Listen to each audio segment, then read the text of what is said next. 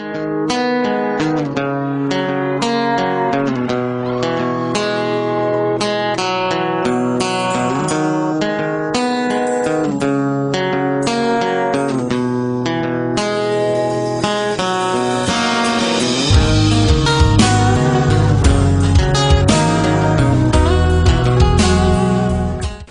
you all on behalf of Raychannel to this debating competition. We begin the proceeding of this session with the recitation from the Holy Quran. I call upon Mr. Imran Khan for recitation. أعوذ بالله من الشيطان الرجيم. بسم الله الرحمن الرحيم.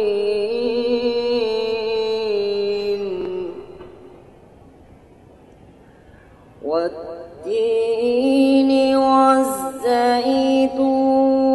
وطور سينين وهذا البلد الأمين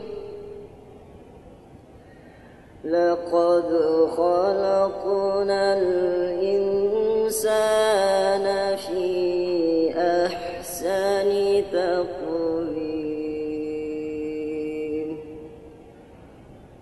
ثم رددناه أسفل سافلين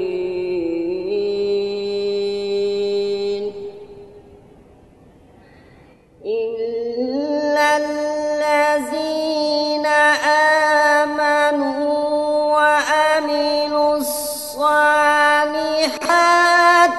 فلهم أجر غير ممنون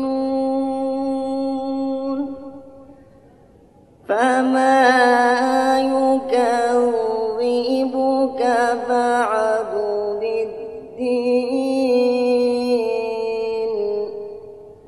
أليس الله بأحكم الحاكمين صدق الله العظيم.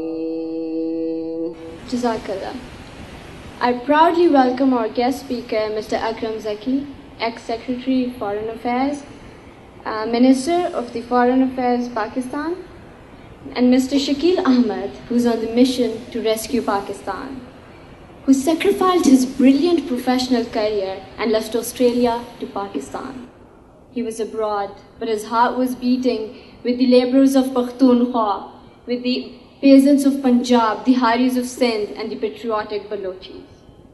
Director Strategic Affairs, Raychannel, Journalist International Press, ex-President University Western Sydney, Union Australia, ex-consultant IBM, Bank of Tokyo and Commonwealth Australia, ex-AD/NCRT Establishment Cabinet, Islamabad, ex-GSO 3 Civil Command and Control GHQ, Rawalpindi.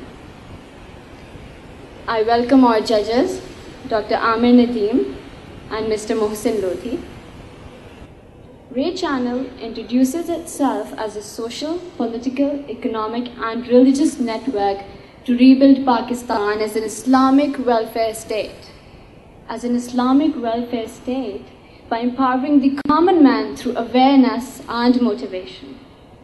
We are arranging debates competitions involving universities and colleges on the subject of patriotic leadership to save Pakistan. Our objective is to rescue Pakistan from the depth of extreme crisis because we feel disgraced and broken. Pakistan doesn't belong to those who are bent to destroy it. Rather, it belongs to those who suffer while being there. We want to evolve patriotic leadership from the common man, especially the youth, middle, and the educated class to save this country, to save Pakistan. I would like to tell you all, Pakistan is the first country ever that was established on an idea. We owe the idea of the brilliant leaders of history. We owe their proposal, we owe their great ideas, we owe their great thoughts that was for us, for not their sake. Millions were martyred. Millions were martyred and all sorts of tortures were suffered. Only then did this land become independent. We are that dream that stands strong with unity, faith, discipline. I'll call upon the speakers and I would like to tell, I want them to answer who is responsible for our disgrace, for our humiliation. Is it us? Is it the government? Is it on which level? Is it on president's level or is it on sweeper's level? Who is responsible for whatever is being held in this country? Youth's role to save Pakistan, what have we done? What is it? What have we given to Pakistan and what has Pakistan given to us?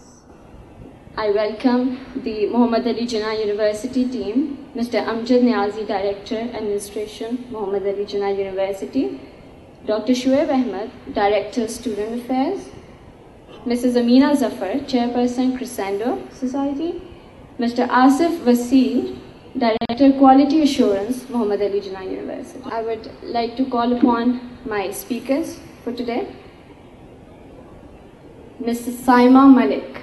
Today's agenda that I have chosen to speak on is what have we given to Pakistan and what has Pakistan given to us?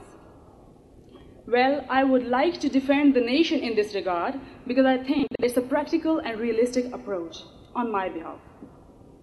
Well, first of all, I would like to focus on the word we. If we refers to the nation, I believe that Pakistani nation has given everything they could for the country. But what has country given to them? It has given them a big nothing. People of Pakistan have struggled, faced poverty. The generals have looted. Politicians stabbed them, deceived them, gave them lollipops in every walk of life. Well, they are always striving for the basic human rights. The right for security and safety, the right for health, the right for safe drinking water. Everywhere they are striving. But still, they are willing to give their blood for the country. The sons of the poor mothers are serving the country. They have always struggled, even in the wars of 65, 71, at Kargil, everywhere. Not the ones who have got billions of the country written off and put in Swiss banks. Every loss given to the Pakistan was, I believe, from the elite class, the so-called educated class. 75% of the people still don't know what a passport is and how to get it. But the people who rule the country have got multiple nationalities. I mean, look at the situation of the country. People are compelled to live under the bridges. They are spending lives over there. Their children who are being brought up over there. They have to stay for the basic necessities of life. They have to keep standing in long queues for wheat and for sugar. How can you expect such a nation to think bigger, to create something? Well, I would like you all to be realistic and to understand the need of the hour, and that is that something should be done to avert the situation. Thank you very much. Further, I would want Ms. Gule Rana. No one is born a good citizen. No nation is born democratic. These two processes are evolved with lifetime together. Any society that cuts off contact with its youth severs its lifeline. Ladies and gentlemen, my name is Gule Rana and my topic of speech is what the youth, we are doing to save this country. Let me define youth, which is a typical definition that you find everywhere. That is the time period between your childhood and your adult age. But for us youth, this definition is more than that. What I have defined is that this is the time of our lives where creativity and inspiration both are born. Let me start it off.